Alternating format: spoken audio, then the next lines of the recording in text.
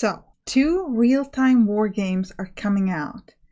How to decide which one is for you? Well, maybe this video will help you out. Now, quickly in the beginning, Company of Heroes already come out on the 23rd of February, but The Great War Western Front is only coming out in the 30th of March.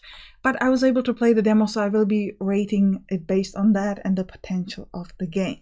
And obviously everything in this video is just my thoughts. Obviously, just because I like this game or that game better in certain area doesn't mean that you have to. So first, let's talk about the games and their setting overall. So these are both World War games that are played in real time. And The Great War Western Front is set in World War I, and the Company of Heroes is set in World War II. Both of these games can be played as single player or multiplayer. Company of Heroes is multiplayer in a form of co-op and PvP. And Great War Western Front will only have multiplayer in PvP. I never play multiplayer, so we will not be looking into that anymore. As for the single player, both games have available campaigns and both games have skirmish, and the Great War Western Front also has historical battles.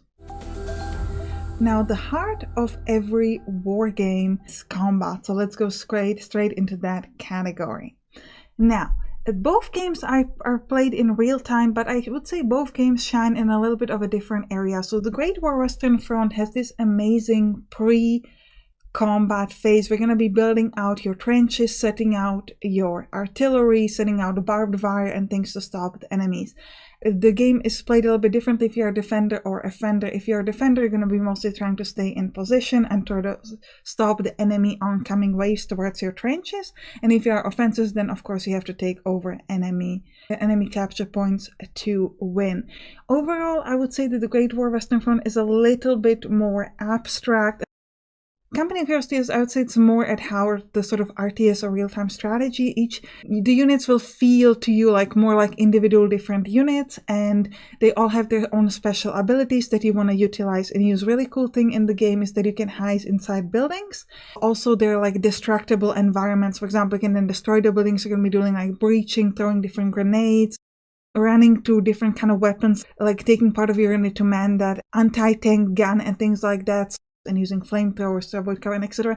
So essentially in Company of Heroes 3, I would say it feels like you're a little bit more inside the game itself.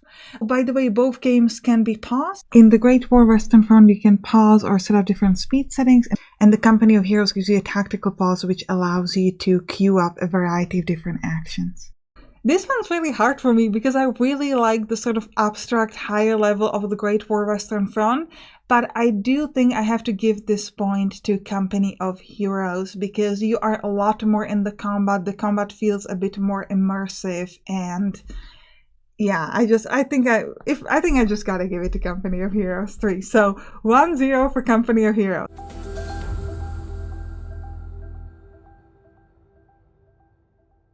So the Great War Western Front, in the campaigns, we will have this huge, amazing World War map. This is where you kind of decide like which hex you want to attack. This is where you handle supply, which is quite unique in this game. Also, there are like a variety of different research that you're going to be doing. You're going to have to handle national will. And there's also some other unique features which we'll talk about in a different section. Overall, I absolutely love this mechanic of the Great Western Front.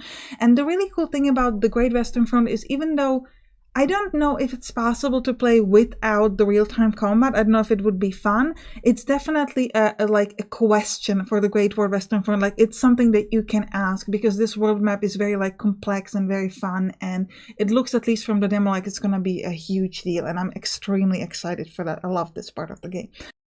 Company of Heroes 3 has this dynamic strategic world map, but it's only available in one of its 2 campaigns, in the Italian campaign. The dynamic campaign is actually really interesting. So it's essentially this like world map. They're going to be moving your companies within, and they have limited movement within turn, and you can try to capture different cities or different fortresses or whatever's on the map. And if you meet a different company, then you can go into combat that it can be either played or auto-resolved. Now, where does the dynamicity come from?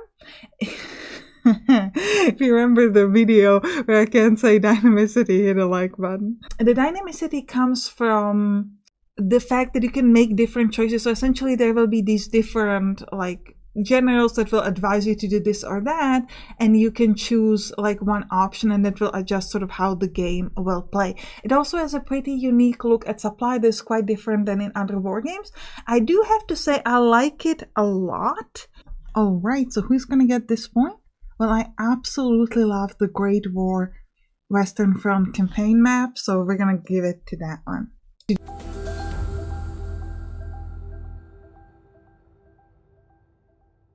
So this next category is about how does the game looks, graphics, how does the game present different effects, how immersive the game feels.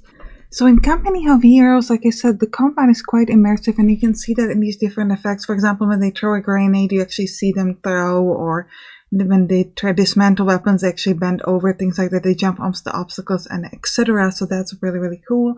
And the Italian campaign has really cool cutscenes that you can watch right now. So the Great War Western Front, I also really enjoy the different effects. And there are some cutscenes, but they're a little bit different. They're more like trying to get you into the like World War I feel than sort of the cinematic cutscenes that you might be used to from Company of Heroes 3. I think I'll give this point to Company of Heroes 3.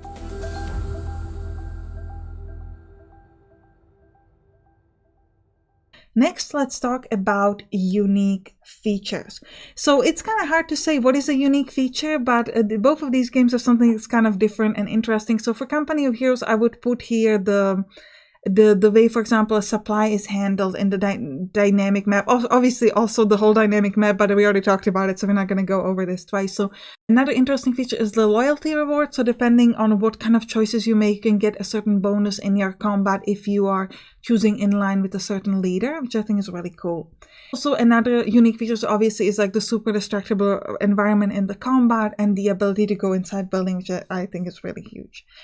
Now let's talk about the Great War Western Front unique features. Here again, the supply is also quite interesting because the supply here is like depending on a region that you're in and on the number of units that you have in, that's how much supply you can use inside your combat. So another really unique feature here is the espionage. So in this game there is no standard fog of war. Instead, you can't see what the enemy is doing all the time and you have to do espionage to learn. And also in the real-time combat you have to use balloons to be able to see what the enemy is doing. So I'm gonna give the unique features point to the Great War Western Front. I really enjoy the different unique features. The espionage is just such a fresh idea on dealing with the fog of war.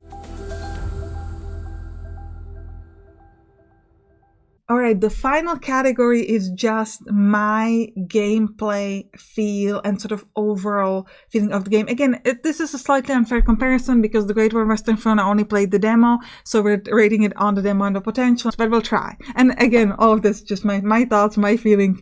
Now, actually, before I give you my final thoughts, I would love for you if you would write your choice in the comments down below so that you can see if we come to the same conclusion or not. Company of Heroes to me feels like it focuses mainly on the combat, like the star of the show is the combat, and then on top of that in the Italian campaign you get this really cool dynamic map feature.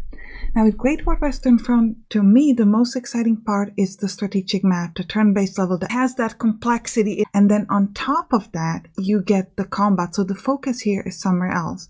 That's why I would give this point for the Great War Western Front. Alright, so the total score is 3-2. And the winner is the Great War Western Front. Now, if you're still here, I would also love it if you let me know in the comments if you like this type of versus or comparison video, if that's something that you enjoy. And also, what kind of categories would you like to see when one is comparing a war game? Are there any categories I missed? Let me know. Alright, I hope you enjoyed this. If you did, write down in the comments, and you can click on the right to watch my Let's Play of Company of Heroes 3 or my video about Great War Western Front. See you there. Bye bye.